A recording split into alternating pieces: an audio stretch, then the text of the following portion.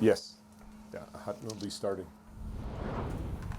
Ralph, is it sometimes when a guy comes to a team, it takes a little bit of time to get comfortable to be able to put their own fingerprint on it. But it seems like Marcus Johansson's come in, he immediately established himself as a leader. Has that really impressed you, the way that he's been able to do that?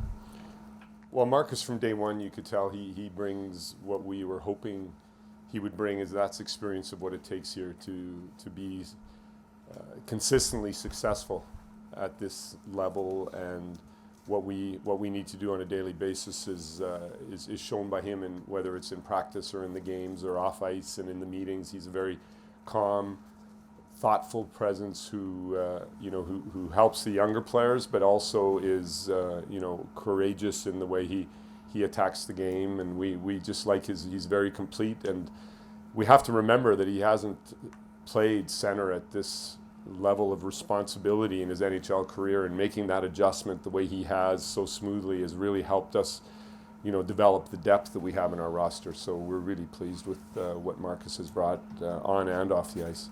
You learned about Zemgus being around now for 6 weeks or whatever. Well, Zemgus is just all about what does the team want and need, and he will try his best to fill that role on a nightly basis. Never missing a heartbeat because of ice time or responsibility. He's just ready when you call upon him, and he's very passionate and proud to be a Buffalo Sabre, which is excellent for us too. I mean, the players that are coming in new are proud to put the jersey on, but somebody of Zemgus's history now and experience helps us a lot in this situation. Ralph, you had a message to the team when they arrived for training camp. I'm sure you had one just before the start of the season. Now that you're almost 10 games in, how does your message to the players adapt now that you're dealing with some success here?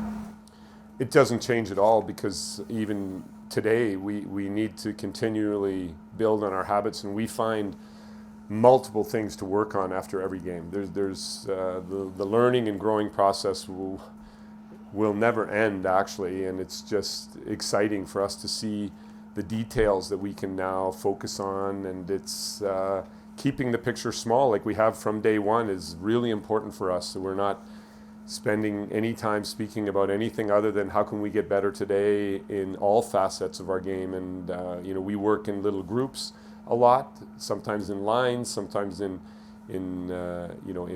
possibly an entire power play unit and so on. But there's little pieces there's teams within the team that we're working on. But more than anything, just continually developing our habits, which still aren't completely instinctual. They take months to develop and to grow, and we need to work hard on that mindset every day, and that's all we're doing. So nothing has really changed insofar as we wake up in the morning and we get here early with the coaches, and we focus on the things that we can maybe make better today, which we'll try again against San Jose tonight. Ralph, you talked about your goaltending, how the schedule has dictated how you want to do your goaltending.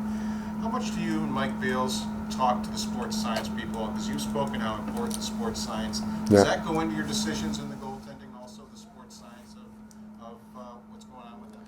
I mean, I think it has percentage points that after every training day, like yesterday, the sports science comes in and we discuss for 15 to 20 minutes the results of the day and the readings, and we look at individual fatigue potential, and we're pleased, for instance, that where the group was yesterday after that 3 and 4 on the road and the traveling, we're able to see physiological evidence that they're in good shape and in a good place. So it's comforting to see that.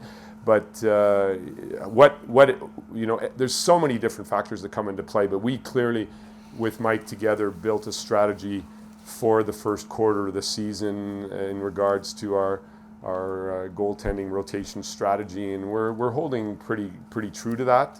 So how sports science will affect us might be different as we hit into some crazy weeks, like at the end of November with 5 and 7 and so on. But at the moment, we've stayed in the plan, and it's done. Mostly what sports science has done is confirmed that we're making the right moves and right decisions at the moment. But it is a factor for sure. Is that hard though? Because in most cases, the goalie gets a shutout. He gets the next game. Is that hard to tell Carter that after he had a great game like he did last week that he's not going to play the next game? Well, I don't have evidence to say that in most cases that's done. I don't know. I think we don't really operate on anything traditional here. We're trying to operate on what we think is best for the Buffalo Sabres today, and then tomorrow, and then the next day, and then the next day. And I'm not really interested in norms and that kind of decision making. You know, I think we have a plan for the season. This is a long, hard marathon. We're only a few miles into it, and I think it's important that you know, have a plan and you stick to that more than whatever others might think are traditional norms, you know. What does that early start do for you as a head coach who's trying to implement a system and get a message across? Does it make it a lot easier from your end? Well, confirmation of, you know, what we're doing. We had some success already in the preseason, which a lot of people might say preseason doesn't matter, but I think it really mattered early on, and this helps to confirm that we have a plan that can work, and we know the opposition will have more and more respect for us as we go on here, and we will need to be better every day to continue, you know, having success. And we have a lot of respect, and we're very humble in the way we go forward. But it definitely, as a coach, helps. You know, when you have confirmation, nothing ever replaces winning in sports, and I think that has been really good for our energy and for the buy-in that we have here.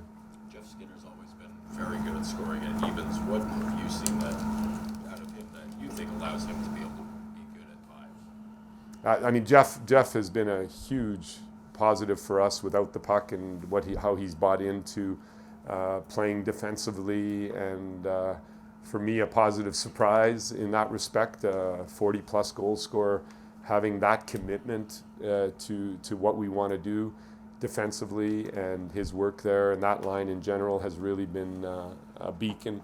So again, just really pleased with his overall game, and his willingness to play both directions has helped a lot. Thanks everyone.